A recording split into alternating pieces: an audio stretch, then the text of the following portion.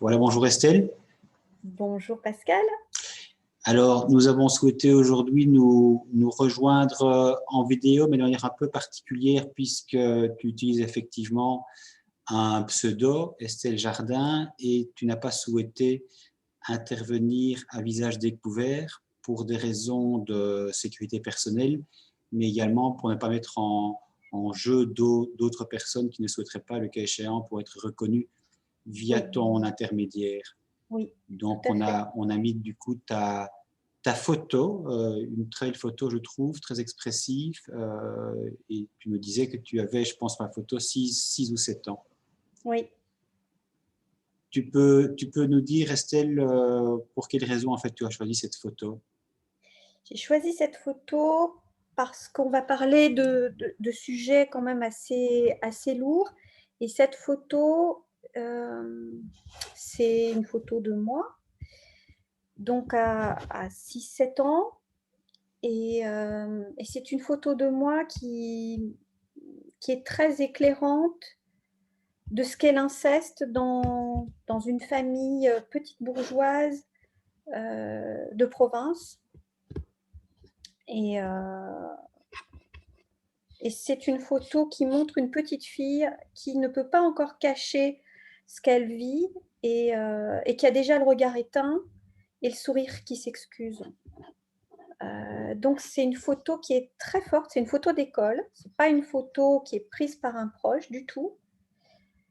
C'est une photo d'un photographe professionnel qui était venu à l'école en octobre et, euh, et qui m'a prise en photo.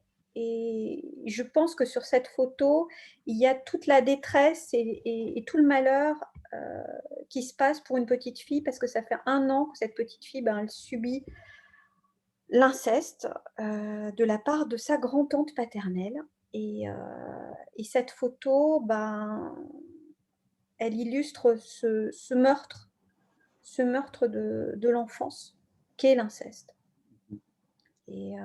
Avec tout le poids, toute la culpabilité, tout le côté illégitime aussi, parce qu'on se sent profondément illégitime. On ne sait pas pourquoi il nous est arrivé ça, on ne sait pas l'expliquer. On ne sait pas non plus poser un masque, poser une vitrine par rapport à ce qui nous arrive. Et là, sur cette photo, c'est manifeste. Cette photo, je l'ai longtemps détestée Mhm. parce qu'elle illustre tellement tout ce que j'ai souffert. Et je ne l'ai ressorti et commencé à accepter que quand j'ai entamé ma thérapie, une vraie thérapie bien lourde, hein, bien importante. Et j'ai commencé à comprendre pourquoi elle me mettait tellement mal à l'aise et, et pourquoi je ne l'aimais pas. Et en même temps, non, il faut, il faut aller regarder qu'est-ce que ça dit. Et au contraire, cette petite fille, elle appelle déjà au secours. Elle veut s'en sortir, elle veut pas rester dans ce vécu-là. Voilà. D'accord.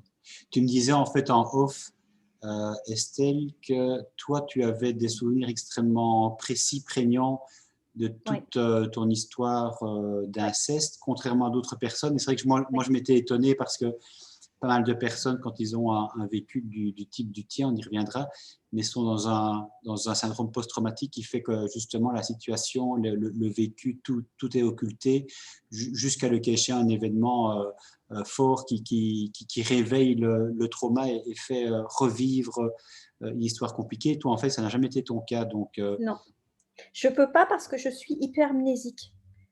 Donc, en tant que personne hypermnésique, je me souviens absolument de tout. Je ne peux pas faire abstraction de ce que je vis. Quoi que ce soit d'ailleurs, que ce soit du positif ou que ce soit du négatif. Donc, c'est à la fois une immense chance parce que j'ai une mémoire d'éléphant, comme on dit, et ça m'a beaucoup servi et ça me sert encore. Mais c'est aussi une calamité parce que je peux pas faire abstraction des choses, et ni des odeurs, ni des émotions, ni des visages, ni de ce que j'ai entendu, ni de ce que j'ai vu. C'est à la fois une bénédiction et une malédiction. C'est les deux en même temps. Moi, j'ai choisi d'en faire une bénédiction, mais on va dire que c'est quand même quelque chose qui est extrêmement violent, qui fait qu'on ne peut pas se masquer la réalité. C'est ça. Et ça veut dire en fait que à l'âge que tu as, tu te souviens exactement de l'état intérieur dans lequel Oui, se trouvait cet enfant? oui, Oui. oui, avec une précision ultra forte. Je peux te dire exactement le jour, comment a été prise cette photo.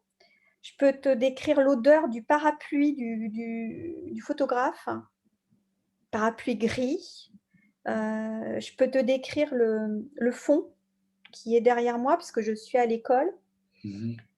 On est descendu à l'école maternelle et on est derrière un décor qui a été peint par les enfants. On est derrière des paravents et je ne sais pas pourquoi je pose comme ça et où je suis incapable de cacher mon mal-être, mais c'est comme ça. Je suis prise comme ça et c'est très particulier. Ouais. C'est très particulier. C'est le premier aveu que je fais de l'inceste aussi, visuellement. Et je pense que c'est très fort. C'est la première fois que je dis à quelqu'un, tu ne me connais pas, je ne te connais pas, mais voilà, je suis une Ouais. petite fille qui subit l'inceste chez elle. Et c'est une photo extrêmement forte, mais c'est vrai que tu ne me dirais pas que tu suis l'inceste en regardant évidemment ton visage et tes grands yeux bruns avec un léger sourire. Je ne pourrais pas évidemment, je pense que les personnes qui nous entendront peuvent difficilement aussi imaginer ce qui peut se cacher comme souffrance derrière le visage d'un enfant. Et toi, tu me disais en fait en off que tu reconnaissais assez facilement finalement des visous les personnes qui avaient vécu de grandes souffrances dans leur enfance Oui, à travers notamment leur regard. oui, oui, oui. Bah, c'est ce qui nous rapproche. D'ailleurs, je t'ai dit en faisant ton portrait que je me suis rendu compte qu'on avait ce même regard abîmé, ce même regard désillusionné. On a tous tous ceux et celles qui ont témoigné avec toi, on partage tous ce regard très particulier qui est ce regard qui est sans illusion, qui n'a plus aucune illusion sur la vie et en même temps qui est très puissant parce qu'on sait, on sait beaucoup de choses, on porte beaucoup de choses, on a appris énormément de choses, très tôt, très jeune. Bien sûr, oui. Un regard qui est revenu de la grande illusion, de la grande désillusion, oui. Ouais. Tu sais, je regardais en fait hier en replay le documentaire, enfin l'émission tournée autour des 50 ans de Charlie Hebdo. Et sur le plateau, il était invité Rhys, qui évidemment échappait de peu aux attentats, donc au journal même. Et cet homme, je repensais à notre discussion et à ce que tu me disais par rapport au regard. Je regardais son regard.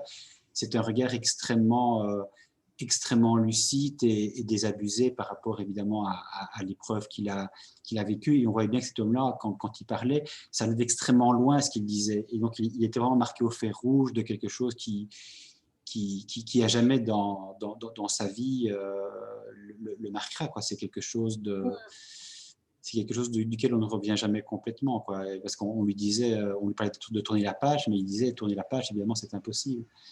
Et donc, toi, en fait, dans ton propre parcours, Estelle, tu dirais que tu as tourné la page ou bien comment tu vis les choses avec autant de recul maintenant au niveau de ton âge? Moi, la grande chance que j'ai eue, c'est de rapidement dissocier ce que je te disais en off tout à l'heure, c'est de rapidement dissocier qui je suis de ce qui m'est arrivé. Alors, je vais reprendre une formule qui n'est pas de moi, qui est de Carl Gustav Jung, que j'aime beaucoup, et qui, je trouve, me définit vraiment. Je ne suis pas ce qui m'est arrivé, je suis ce que je choisis de devenir. Donc, je ne suis pas l'inceste. Je ne suis pas... Ne me réduisez pas à ça. Alors, quand je dis ça, c'est assez piégeux parce que j'ai bien conscience que là, c'est la première fois que je médiatise les choses. Ça va passer sur YouTube, ça va passer sur une chaîne. Donc, c'est assez paradoxal ce que je suis en train de dire parce que les gens vont se dire « Ah ben, ils vont me réduire à ça forcément puisque c'est la seule chose qu'on médiatise aujourd'hui. » Mais je ne suis pas ça. J'ai bien pris aussi un pseudo par rapport à ça parce que Estelle Jardin, elle n'existe pas en fait. Elle existe là pour la circonstance, mais elle n'a pas d'existence réelle. Voilà, c'est un masque. C'est un masque, c'est une couverture, c'est pas... elle n'a aucune espèce d'existence, mais moi je suis une femme heureuse, je suis une femme artiste, je suis une femme qui enseigne le dessin et la peinture, j'enseigne l'architecture, le design, j'enseigne le graphisme. Je crois que je suis une femme accomplie, je suis une femme heureuse, je suis une femme qui est sortie de tout ça, mais ça m'est arrivé. C'est ça. Ça m'est arrivé et c'est important d'en parler parce que ça peut arriver à n'importe qui, ça peut arriver à n'importe quel enfant. Bon, moi, ce qui m'est arrivé, il y a beaucoup de choses, il y a beaucoup de choses, il y a beaucoup de catastrophes, mais, et c'est l'espoir que j'ai envie de transmettre aujourd'hui, c'est qu'on peut s'en sortir. C'est qu'il ne faut pas vous arrêter à ce que vous avez vécu d'horrible, d'atroce. Vous êtes plus grand que ça, vous êtes plus beau que ça, bien plus beau. Il ne faut pas laisser les gros problèmes, les gros traumatismes nous définir et nous enfermer dans une espèce de petite boîte et d'où vous ne pourriez pas sortir. Non, vous êtes plus grand que ça, vous êtes des gens formidables et cherchez qui vous êtes vraiment. Et vous êtes autre chose que ça. Et ça, c'est quelque chose que j'ai envie de transmettre et de dire aux autres. Moi, j'ai pu le faire. Alors, peut-être que j'ai rencontré les bonnes personnes, que j'ai eu aussi un contexte particulier qui fait que j'ai pu m'en sortir. Mais je pense qu'aujourd'hui, avec tous les outils dont on dispose, c'est bien plus facile que ça pouvait l'être quand moi, j'étais jeune fille et que j'ai choisi de rompre avec tout ce passé. D'accord. Mais bon, tu dis effectivement, Estelle, ne me réduisez pas à ça, c'est pas mon identité propre, loin s'en faut et heureusement. Mais pour arriver à dire ça aujourd'hui, c'est quand même le fruit d'un long cheminement aussi. Ça s'est pas fait en un jour, cette prise de conscience. Voilà. Ça s'est pas fait en un jour, mais c'est quelque chose qu'il faut que les gens, même s'ils n'ont pas fait tout le parcours que j'ai fait, qui gardent en eux très fort. C'est très important. C'est très important pour vivre vraiment et pas juste pour survivre.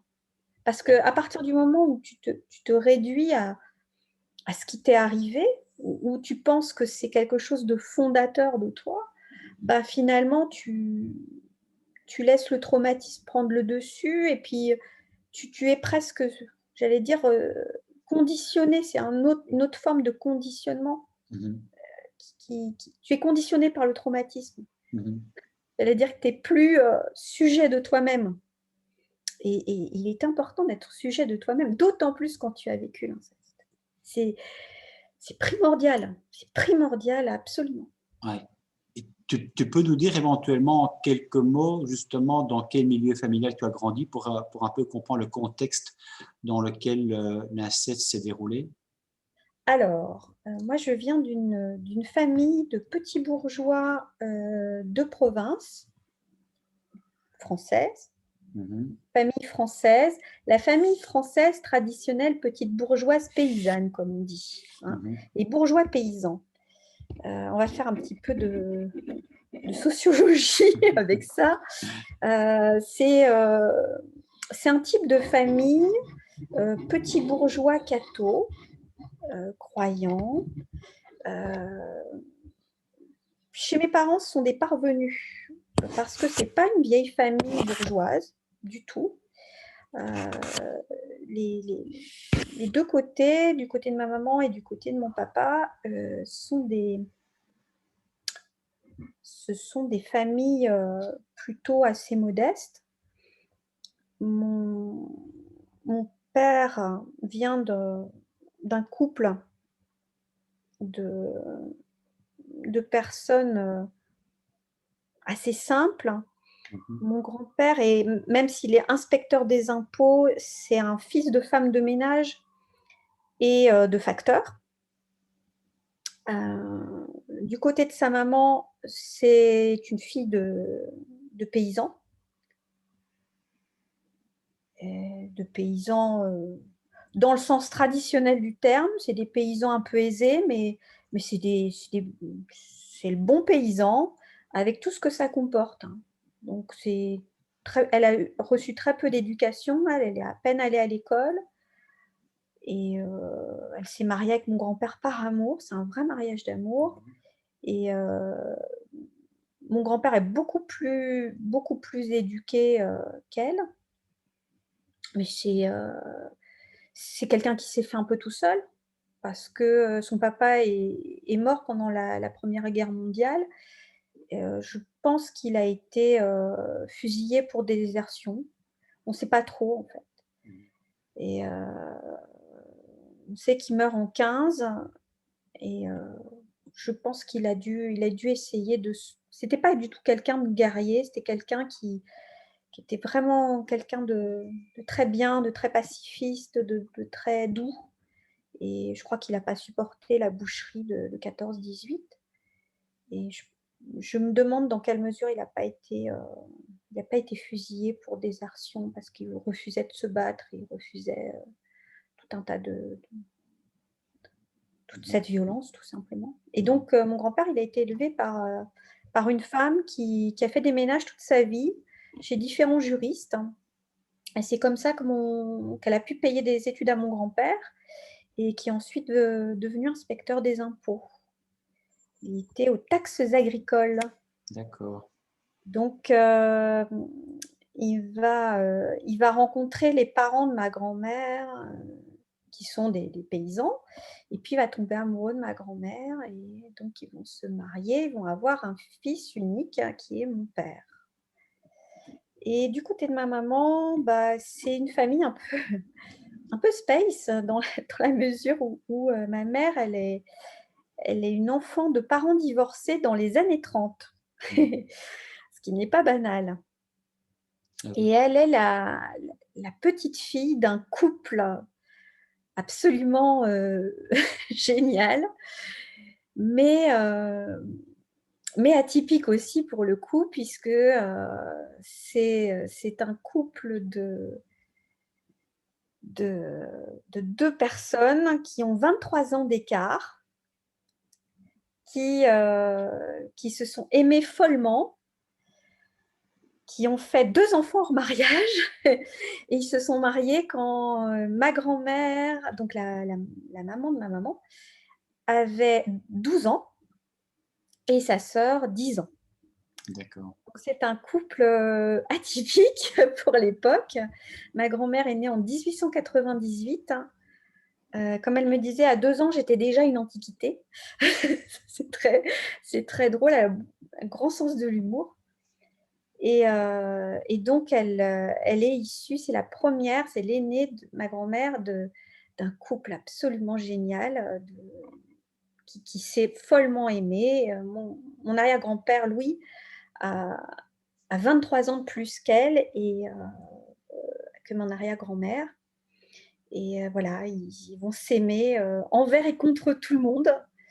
Ça va être très dur à assumer, ça sera très dur à assumer pour ma grand-mère, parce que pas pouvoir porter le nom de son père pendant des années à l'école, c'est très, très mal vu. Mhm. Et puis, c'est pas une famille ordinaire, quoi. Donc, Mais c'est vrai que en fait, on le disait, mais c'est vrai que tu te souviens d'à peu près tout. Hein. Tu as une mémoire absolument phénoménale par rapport aux circonstances. Ici, on voit bien ouais, par rapport un petit peu mais aux personnes. Ouais. ça se situe un peu parce que bon, ma mère, elle va beaucoup porter ces histoires, mais elle va pas les vivre d'une façon positive. Elle aurait pu se dire, après tout, je suis la petite fille d'un grand amour. Ben non, Mhm. parce que ma grand-mère, elle parle peu, c'est une taiseuse, et elle chante beaucoup, mais elle parle pas beaucoup. Puis elle l'a vécu elle-même assez difficilement. Début 1900, assumer d'être une enfant illégitime, c'est raide, hein, quand même, hein. Mhm. Et surtout dans un petit village. Puis il faut dire que la famille de son papa ne veut pas avoir affaire à elle, ni à sa mère. C'est compliqué tout ça, de Mhm. se construire en tant qu'enfant, quand on vit ça, puis quand on est obligé de mettre le nom de sa mère pendant des années à l'école. Et après, elle raturera tous ses cahiers d'ailleurs. Elle mettra le nom de son père. Ah oui. Et puis elle divorce, elle va se marier par amour à un militaire, mon grand-père, et elle va divorcer d'avec lui parce qu'il va faire un abandon du domicile conjugal, et pour une autre femme, alors qu'il a 3 enfants. Mhm. Et c'est dans les années 30, ma mère est toute petite. Et donc, ils vont être déjà pendant un temps séparés de corps. Et puis, il y a la guerre qui arrive. Mon grand-père va rentrer dans la résistance, comme mon autre grand-père d'ailleurs. Mhm. Tous deux, ils sont cités dans la résistance. Et ce grand-père-là, mon grand-père maternel, va atterrir à Buchenwald. Donc, on va dire que là aussi, c'est quelqu'un de très marqué. Moi, je ne l'ai jamais connu. Je l'ai vu en photo, il écrivait à ma mère, mais étant donné la séparation d'avec ma grand-mère, c'est pas quelqu'un que j'ai fréquenté. D'accord. Donc, ma mère, elle porte le divorce de ses parents, elle porte la honte de ses grands-parents, et elle arrive dans l'existence. C'est pas facile. C'est pas facile, et c'est une femme qui reste une femme enfant, qui s'est réfugiée un peu dans la religion, qui s'est réfugiée dans une espèce de, je sais pas, de monde intérieur, de peur aussi. Et elle va rencontrer mon père dans le cadre juridique, puisqu'ils ont tous les deux une profession juridique. Mhm. Euh, et elle s'est faite toute seule, parce qu'elle a fait très peu d'études. Elle a fait une capacité en droit, et mon père a fait des études de droit. Et ils vont se rencontrer dans le même cabinet, on va dire. D'accord. Et elle est secrétaire, et lui, il a un poste davantage à responsabilité. Donc, ils vont se marier, ils ont plus de la trentaine tous les deux. C'est pas des gens qui se rencontrent jeunes, c'est Mhm. pas des gens qui sont du même milieu, parce que ma grand-mère, pour le coup, elle a, elle a redescendu les échelons quand elle a divorcé, ma grand-mère. Et puis ma mère, aussi. Ma mère, elle a vécu très modestement. Et comme elle a un petit statut de secrétaire, c'est pas dire que ne sont pas du même milieu, quoi. Et Mais elle toi, a en quand même fait, et toi, en elle fait, a son petit appartement. Quand elle épouse mon père, elle a un petit appartement, et mon père n'a rien pour le coup. Mhm. Mais il va très vite acheter une grande maison de maître, pour avoir un statut, pour avoir. Et toi, du coup, en fait, Estelle, par rapport à cet environnement familial, tu as vécu comment? Tu étais épanouie? Tu étais taciturne? Tu étais quel type d'enfant? Moi, je suis une petite fille qui est un peu, qui est un peu l'enfant médicament. Je suis, je suis pas la fille qui est je suis une fille boute en train, je suis une fille extrêmement, joyeuse. Je suis un Mhm, peu le clown de la famille et aussi le mouton noir. J'ai pas été le fils qu'aurait voulu mon père. mhm, Moi, je suis la cadette d'une fratrie de 2. J'ai une sœur aînée de 6 ans de plus, heu, qui elle, est l'enfant désiré, qui est, l'enfant idéal, qui est, l'enfant parfait. Et moi, j'arrive 6 ans après, je suis plus désirée par ma mère que par mon père. Mon père, ça lui allait très bien comme ça d'avoir un enfant unique. Et en fait, pourquoi il décide de me faire? Ben, parce qu'il veut un fils. Il veut un fils pour lui succéder. Ah, puis c'est quand même mieux, quoi. Dans un milieu petit bourgeois, ouais, notable, de province, c'est quand même mieux d'avoir un fils pour le nom, ah, mm, ça fait partie du bagage obligatoire pour avoir une image de marque à l'extérieur qui mm, et de réussite sociale, tout simplement. mm, Donc, à l'époque, il a la grosse voiture, il a le titre, juridique qui va bien, il a la belle maison de maître, avec le parc arboré, avec les domestiques, avec le jardin. Donc, moi, j'arrive dans cet environnement-là. Heu, on a une vie extrêmement simple, comme beaucoup de petits bourgeois catholiques. On a une vie, même très simple, peut-être pas en lien avec le statut bourgeois qu'on a. mhm, On apprend, très tôt, à être, assez autonome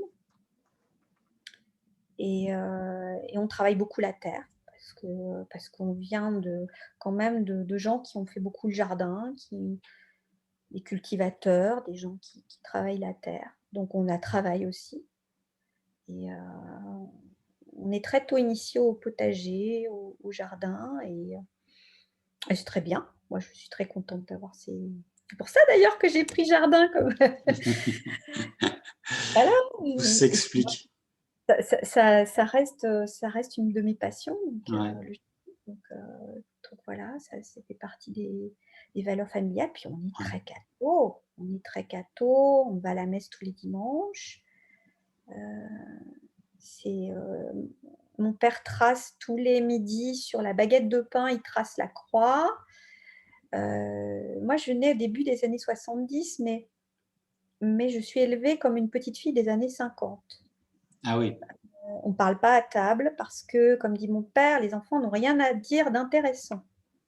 Donc c'est une Donc foi très conservatrice, on va dire. oui, enfin, c'est assez conservateur. Je ne peux pas dire que ce soit des gens qui sont intégristes du tout, hein, Mhm, pas à la base. Ils sont, ma mère, elle a la foi du charbonnier, hem, c'est pas c'est mon père, je peux même pas dire qu'au départ, il est très catholique. Il le fait pour faire plaisir. Il n'est pas rentré dans la foi, heu, par réelle conviction. D'ailleurs, plus par tradition. moi, par tradition, voilà. Mm, Et puis c'est un conditionnement social aussi, ça fait bien dans le paysage. C'est une façon aussi d'avoir une certaine prestance sociale. mhm, Mais c'est souvent comme ça dans la bourgeoisie catholique française et puis dans la bourgeoisie catholique en général. C'est souvent une habitude sociale, ça fait partie, du costume. de l'héritage.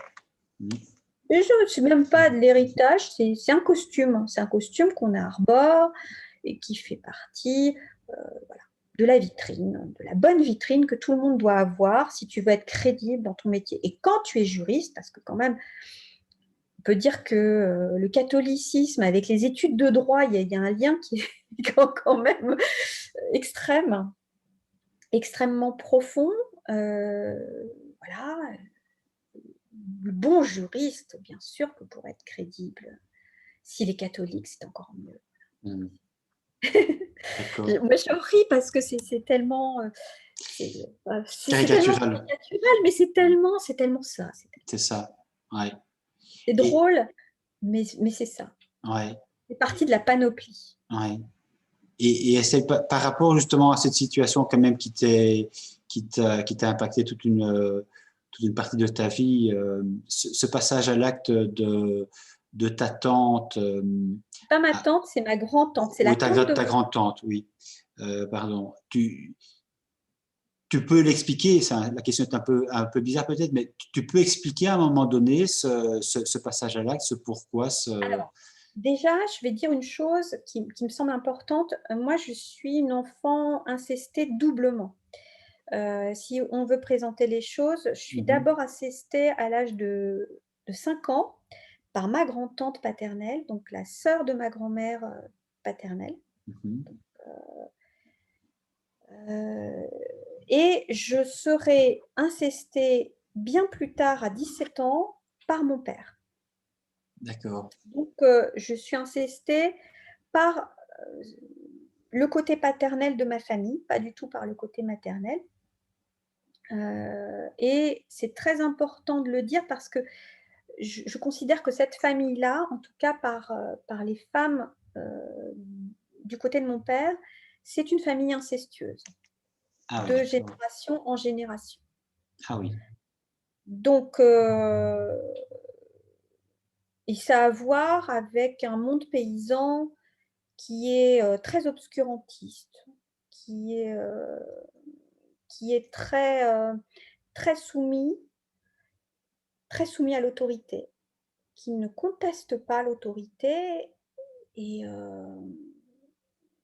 qui subit et qui en même temps va trouver des moyens de ne plus subir, en tout cas pour les femmes.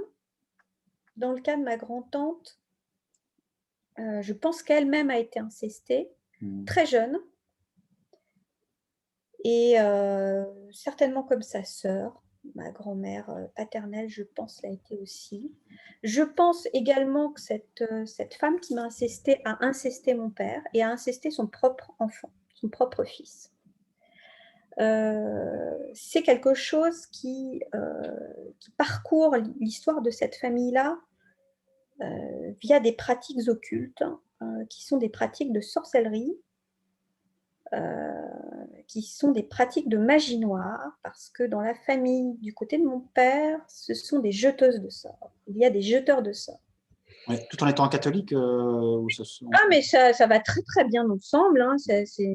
Il ne faut pas s'imaginer que le catholicisme et les pratiques occultes ne vont pas ensemble, parce que ça va très très bien ensemble, en réalité. Ça marche très bien. Ça a cohabité en fait depuis très très longtemps. On n'en a pas idée, mais ça cohabite. Ça a toujours cohabité. Et je crois que ça continue à cohabiter d'ailleurs. Il y a beaucoup d'hypocrisie à ce sujet, et de la part de l'institution catholique à ce sujet, et de la part de certains milieux occultes, très certainement. Mais c'est quelque chose qui n'est pas du tout opposé. Alors, le discours catholique, il va te dire « Non, mais non, c'est pas possible, ça ne va pas ensemble. » Si, ça va très, très bien ensemble.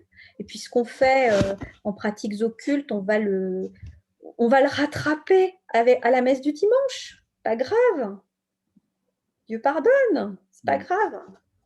Donc, oui, sont des petites filles, ma grand-mère et sa sœur aînée, celle qui m'a incestée, qui ont été très certainement abusées dans l'enfance, comme un rituel d'initiation pour devenir des jeteuses de sorts.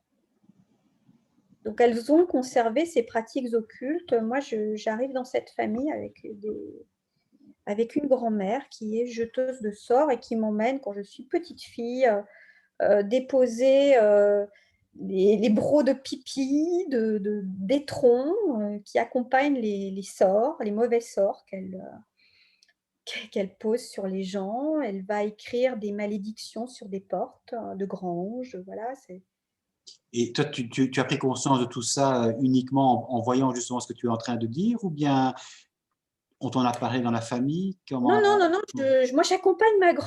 Enfin, je suis très tôt euh, ma grand-mère parce que de toute façon, j'ai pas le choix et elle m'emmène. Je sais pas pourquoi elle m'emmène d'ailleurs. Ça me met très mal à l'aise. Moi, j'ai des souvenirs, les premiers souvenirs d'accompagner ma grand-mère paternelle dans ses expéditions. Je dois avoir 4 ans, quelque chose comme ça. Hmm. Donc, moi, je pense que je suis incestée, mais là, maintenant, c'est l'adulte qui dit ça. Je suis Mhm. incestée par la grand-tante, je pense, sur une base de rituel, parce qu'elles ont identifié que je pouvais être un bon sujet pour prendre la suite, ça, très certainement.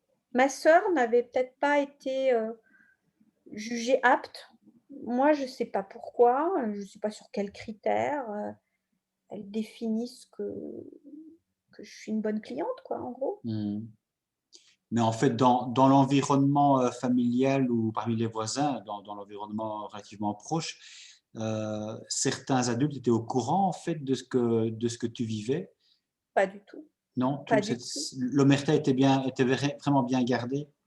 Oui, bah la première fois que ça se passe, c'est un dimanche après-midi. Ça doit être début juillet. C'est le début de la saison des framboises dans le jardin de mon grand-oncle et ma grand-tante.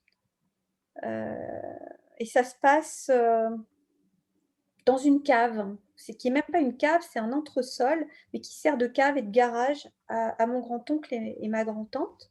Mhm. Et ma grand-tante a l'habitude de jouer de temps en temps avec nous, de nous poursuivre et de jouer au cobra. Alors, jouer au cobra, c'est un jeu, hein. On sait que le cobra, il étouffe ses proies, donc elle va nous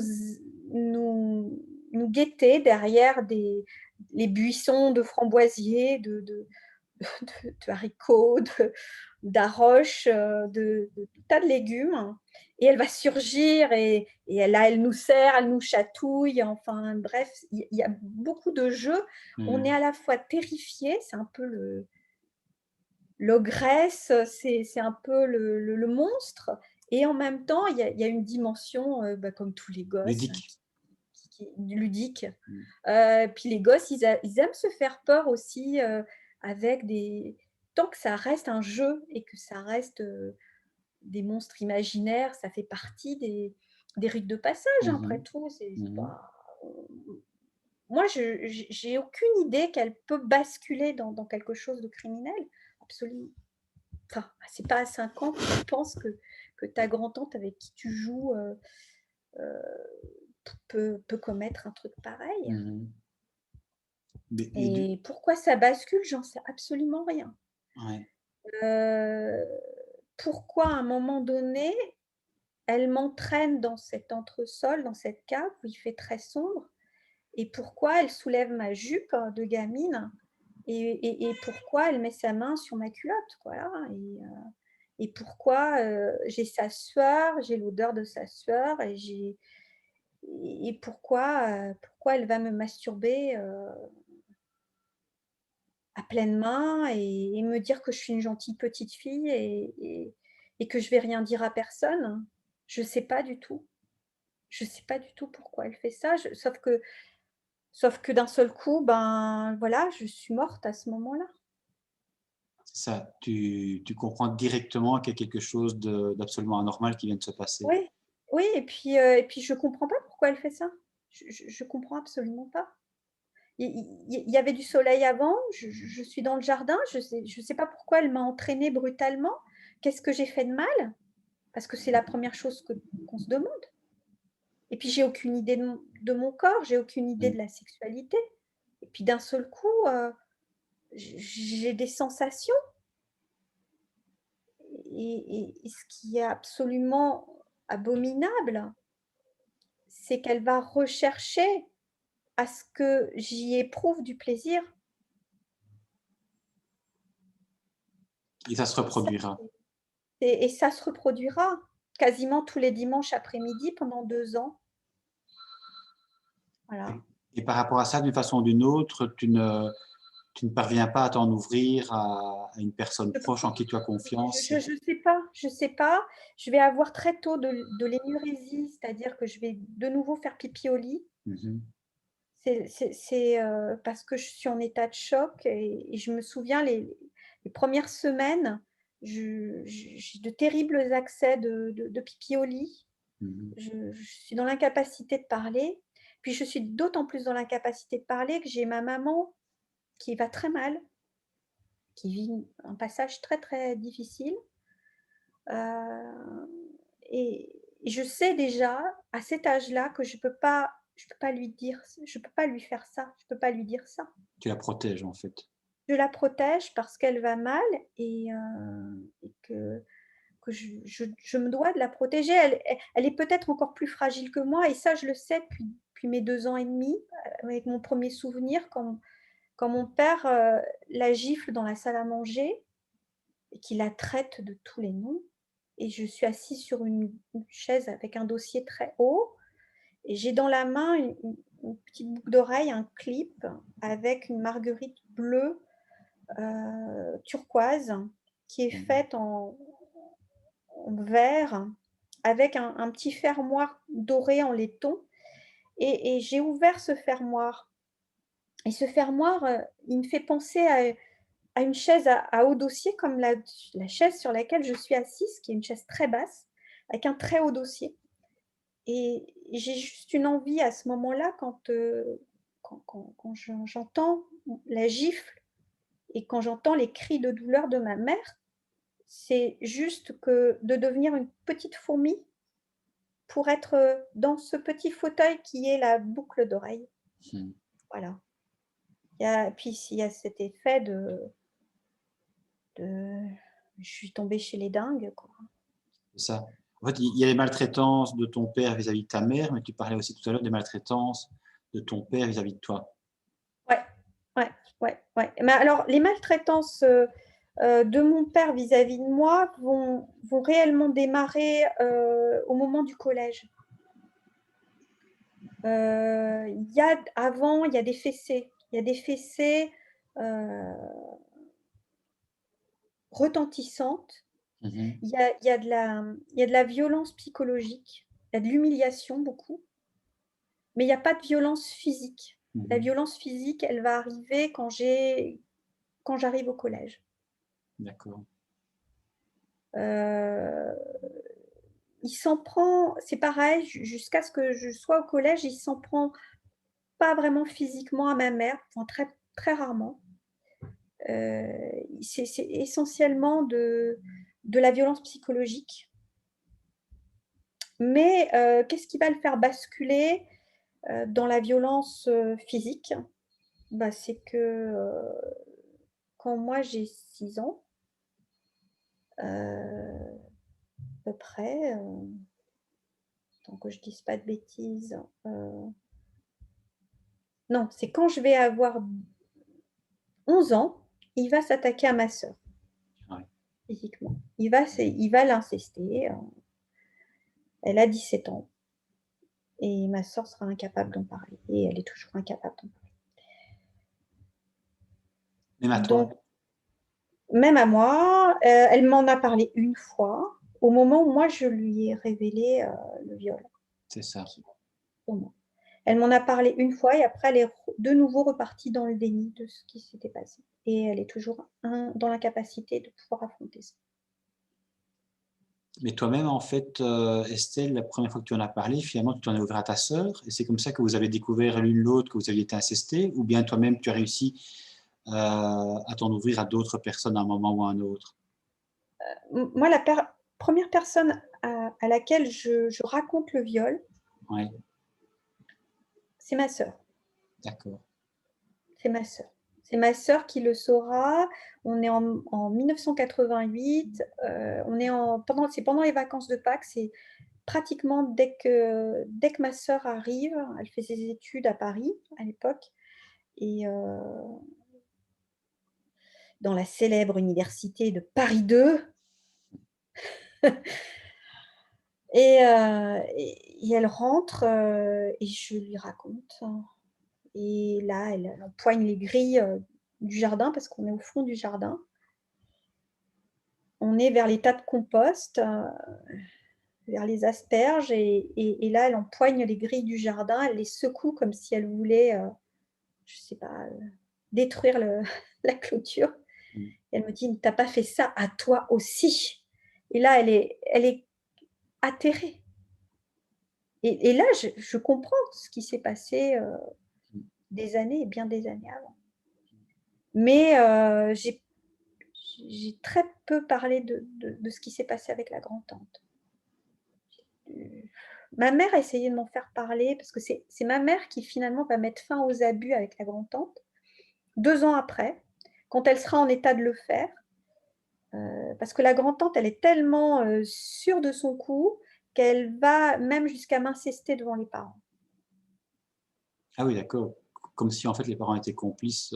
Voilà, elle les rend complices et à un moment donné, ma mère va quand même dire « Mais qu'est-ce que vous faites à ma fille ?» Et là, presque je suis effarée. Ma mère va dire ça à ma grand-tante. Enfin, il y a un miracle là qui arrive. C'est au bout de 2 ans, quoi. Oui. Et ça, c'est fou évidemment de te dire que c'est un miracle alors que ça devrait être évidemment une situation un peu plus normale que de mettre fin quand on s'en aperçoit évidemment de mettre fin à une situation complètement je pense qu'elle anormale. savait depuis longtemps, mais elle n'avait pas le courage elle n'avait pas le courage et elle n'avait pas la santé C'est ça. pour affronter tout ça. Et à un moment donné, un dimanche après-midi, parce que je sais que j'ai encore la situation, c'est un dimanche après-midi, on est chez mes parents quand ça se passe, et je revois ma mère assise et ma grand-tante avec moi sur ses genoux, et ma mère qui dit « Mais qu'est-ce que vous faites à ma fille ?» Et mon père ne dit rien. Mon père ne dit absolument rien. Il y a ma grand-mère, il y a mon grand-père qui ne disent non plus rien du tout. Hein. Il y a même ma sœur qui est là. Et personne ne dit rien. Il y a que ma mère qui va réagir.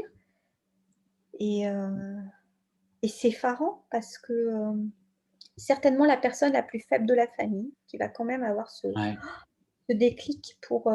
et ça va arrêter, ça va stopper ce calvaire de pratiquement 2 ans chaque dimanche. Voilà. Et tu parlais d'un milieu incestueux, donc ça peut évidemment expliquer entre guillemets pourquoi tout le monde se taisait. Finalement, il y avait une complicité. Et par rapport en fait à ton père, du coup, les choses se sont arrêtées de quelle Ah, mais moi, manière? il m'a violée qu'une fois. D'accord. Il m'a violée qu'une fois dans des circonstances très, très particulières. Il m'a violée de nuit. Il m'a violée parce que je pense que pour lui, il fallait qu'il soit le premier homme, comme pour ma sœur, à nous posséder. Ainsi, il bouclait la boucle. Il avait une domination absolue sur l'ensemble des femmes de la famille. C'était très important pour lui. Je pense sur le plan virilité. C'est quelqu'un qui, je pense, avait été abîmé par les abus aussi, comme moi je l'étais, et qui se vengeait un petit peu, qui se rattrapait par ça, par le viol. Mais c'était surtout, il avait compris que c'était un moyen de domination. Donc, il fallait absolument qu'il domine les femmes. Il avait été dominé par des femmes, toute sa jeunesse, toute son enfance. Maintenant, il allait faire régner sa loi. Oui, puis il l'a reproduit parce que je pense qu'il n'a pas pu en parler. Et c'est toute une génération aussi qui ne peut pas parler de ça. Ouais, Parce ouais. qu'il n'y a pas les moyens. Pour ça que j'ai plus en tout cas de haine profonde contre lui, même s'il est impardonnable, il est criminel. Ce qu'il a fait est irréparable. En tout cas, si c'est réparable, c'est pas moi qui dois lui accorder mon pardon. Ça m'appartient pas. Dieu lui pardonnera, mais ça c'est son affaire. Mais moi, je peux pas. Je peux pas lui pardonner, c'est pas possible. Mais quels ont été en fait tes jalons du coup sur ton chemin de reconstruction? Qu'est-ce qui t'a amené à finalement à sortir de cette étape peut-être de sidération, de faire en sorte que tu reprennes pied? Alors, moi, je suis une gamine qui a très tôt compris déjà que la famille n'était pas un pôle de construction très solide, très valable. Je le réalise très tôt puisque je suis hypermnésique. Je ne peux pas faire abstraction du fait que je suis dans une famille pourrave, quoi. Mais en même temps, il y a plein de bonnes choses. Hein. Je ne veux pas te dire, c'est pas l'enfer non plus. C'est une famille qui vit bien, où il y a plein de partages vachement positifs aussi. Hein. C'est pas que l'enfer. Mais on va dire qu'en tant qu'équilibre psychosociologique, affectif, c'est pas ça. Donc, moi, je vais investir beaucoup l'école, déjà, très tôt. Et puis, tout plein d'activités artistiques. Et mes parents, j'ai la chance d'avoir des parents mélomanes. Et j'ai la chance d'avoir dans ma famille des gens qui ont un rapport avec la musique, dont une célébrité qui a fait des chansons pour Jean Gabin, pour Fernandel, pour Berthe Silva, pour Arletty. Donc, on a une culture musicale plutôt classique, mais aussi assez croquignolette, quoi. Et on a la chance d'avoir dans le village un monsieur qui est autodidacte, qui est peintre en bâtiment, mais qui est passionné de musique et qui va fonder la chorale du village. Et qui me prend en affection quand j'ai 3 ans et demi, parce que je récite sur le devant du théâtre de l'école le conte de Tom Pouce. Et ça l'épate. Et il me prend en affection comme si j'étais sa seconde fille. Et moi, je vais lui raconter plein de trucs. Et je vais lui dire à quel point j'aime la musique, parce que mes parents reçoivent aussi des musiciens. Et quand je suis très petite, quelques mois avant que je récite Tom Pouce, et c'est la motivation d'ailleurs qui fait que j'apprends ce disque, ce livre-disque qui est raconté par Jean-Pierre Darras. Eh bien, à l'entrée de ce conte de Tom Pouce, il y a un morceau de musique, je ne peux même pas te dire ce que c'est, mais que m'a joué un grand violoniste internationalement connu qui a logé à la maison pendant la durée de ses concerts sur la région qui est Yehudi-Menuhin. Et évidemment, quand tu as un grand monsieur comme ça qui te joue du violon à toi avant que tu ailles faire dodo, oh là là, voilà. Ça laisse des traces. Ça laisse des traces et puis tu dis, maman, je veux jouer du violon, évidemment, la première chose. Et puis on a la chance d'accueillir l'orchestre de chambre de Heidelberg et la grande harpiste Gisèle Herbert. Maman, je veux jouer de la harpe, bien sûr. On a une très grande violoncelliste japonaise qui vient aussi à la maison. Maman, je veux jouer du violoncelle. Malheureusement, il n'y a pas de professeur là-dedans. Donc, je vais finir par faire du piano. Et c'est ce monsieur André que j'appelle Dédé, qui va m'initier un peu au piano avec sa fille qui va devenir ma première professeure de piano. Et j'apprends à lire la musique à 5 ans. Oui. En même temps que je suis incestée, j'apprends à lire la musique avant d'apprendre à lire. Et je sais lire la musique avant d'apprendre à lire. Et je vais d'abord m'entraîner sur un petit piano jouet qui m'a été offert à Noël. Et ensuite sur un vrai piano que vont m'offrir ma grand-mère maternelle et ma maman. Un Pleyel que j'ai toujours, qui est toujours avec moi. Voilà, qui est le premier homme de ma vie.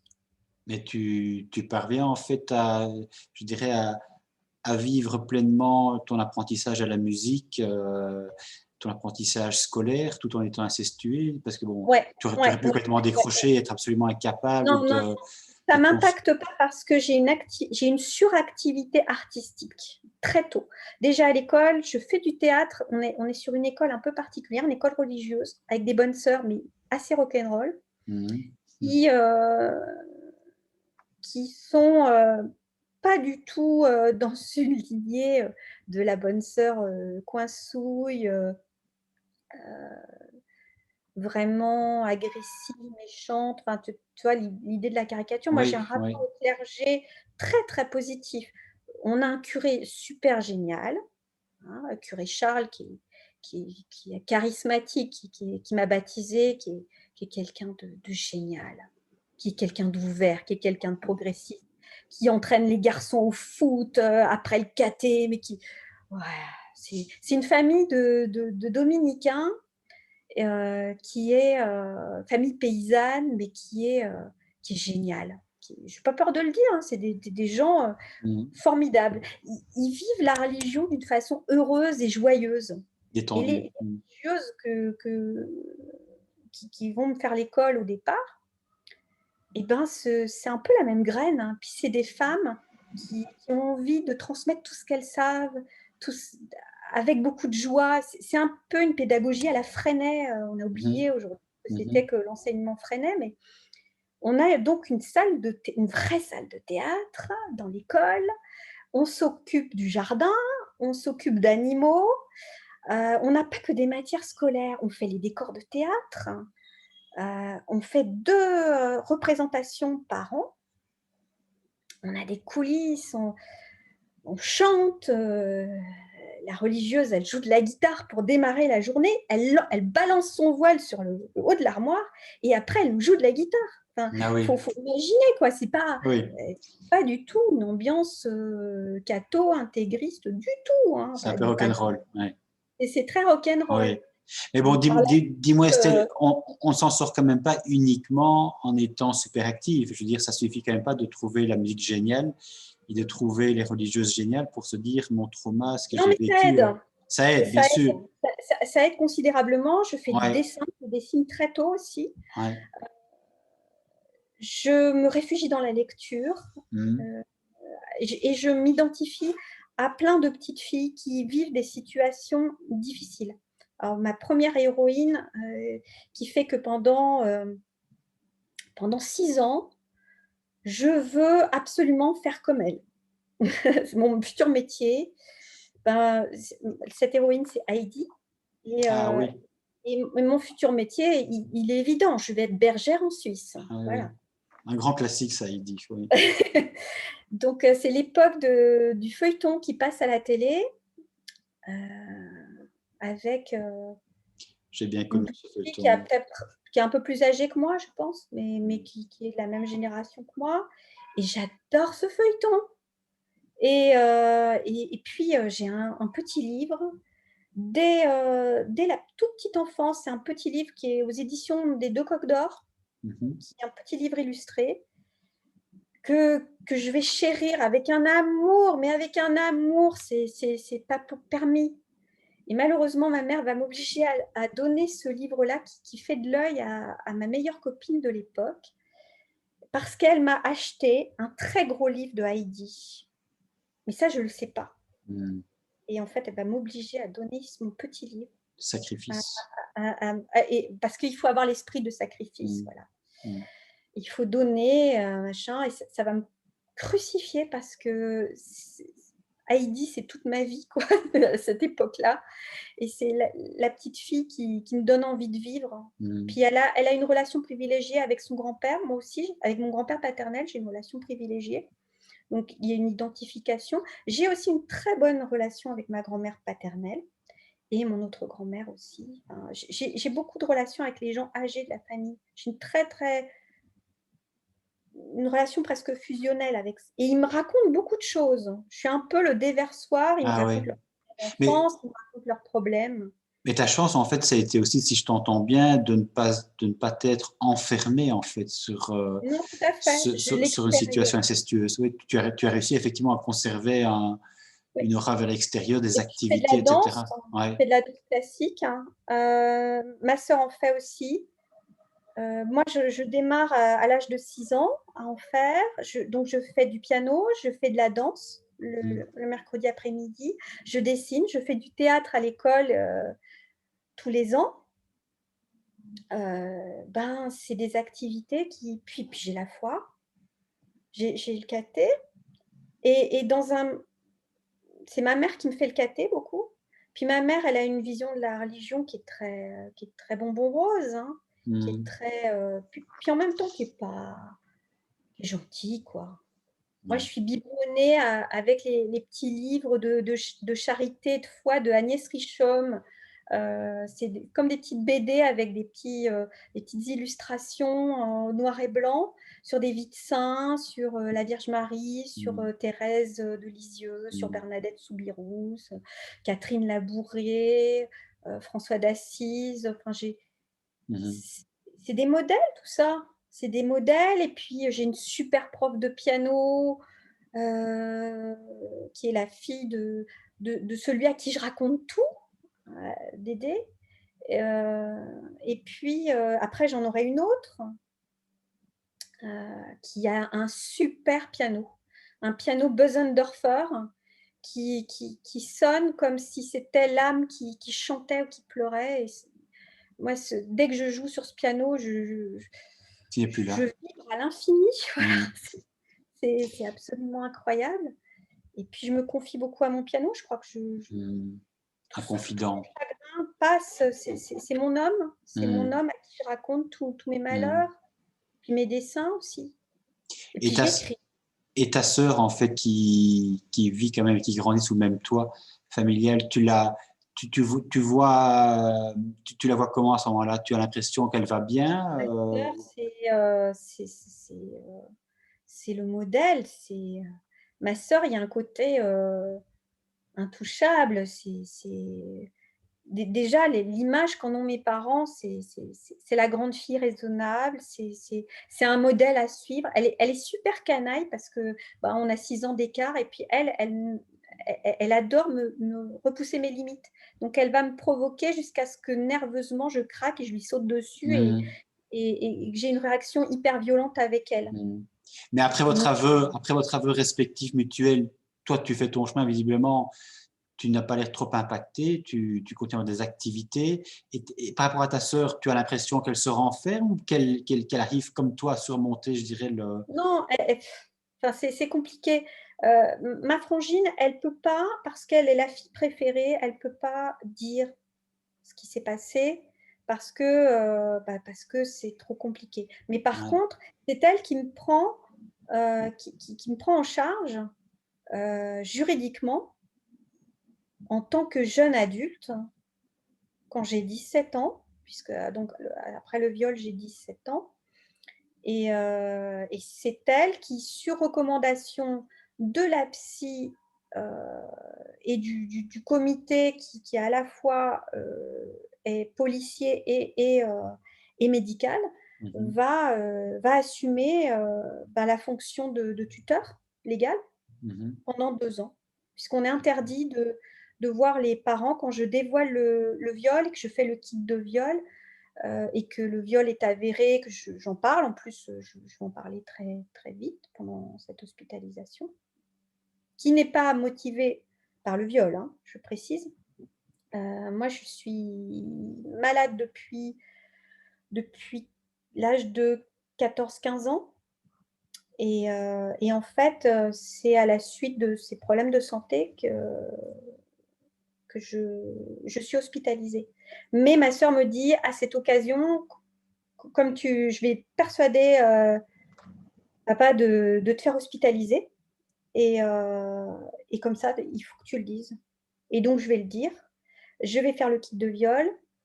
Donc, c'est 2-3 mois, c'est en juin 88, donc c'est 3 mois après les faits. Mhm. Et, et voilà, et je le dis. Et le téléphone est mis sur écoute, mon téléphone à l'hôpital. Il y a une concertation et je tombe sur la psy qui avait déjà vu ma sœur après le viol. Et elle comprend que moi, je suis prête à parler et que ma sœur a été complètement verrouillée, mais qu'il y a matière à faire quelque chose avec moi. Et moi, je lui dis, je ne veux pas rentrer chez moi. Mhm. Mhm. Enfin, Et donc ça, c'était important. Il y a eu aussi, comme tu le soulignes, un suivi psy, quoi. Je veux dire, c'est aussi, je dirais, un second jalon peut-être sur ouais, ton cheminement assez, de... assez tôt après le viol, mais j'en avais eu un avant le viol. Et il s'arrête d'ailleurs pas longtemps avant le viol. Et parce que je révèle les abus de la grand-tante. Et je me fais même peur, hein, parce que je pensais pas que j'en serais capable. Et c'est peu après que je suis violée. Et c'est peut-être le viol qui me permet de réaliser la gravité des abus. Parce que les abus, je vais les relativiser toute mon enfance, toute mon adolescence aussi. Je vais dire, mais bon, ça va, elle m'a pas violée, elle m'a abusée sexuellement, mais ça va. J'ai pas mesuré, j'ai pas mesuré l'horreur criminelle de ça. Elle est morte, j'avais 13 ans, en 84, d'un cancer, qui s'est très très mal passé d'ailleurs. J'en étais très peinée, parce que c'est quand même quelqu'un de la famille, puis elle avait des bons côtés aussi, donc c'était pas qu'une vieille femme incestueuse, hein. C'était aussi, ça pouvait être aussi une dame qui faisait des choses sympas, quoi, qui pouvait être sympa.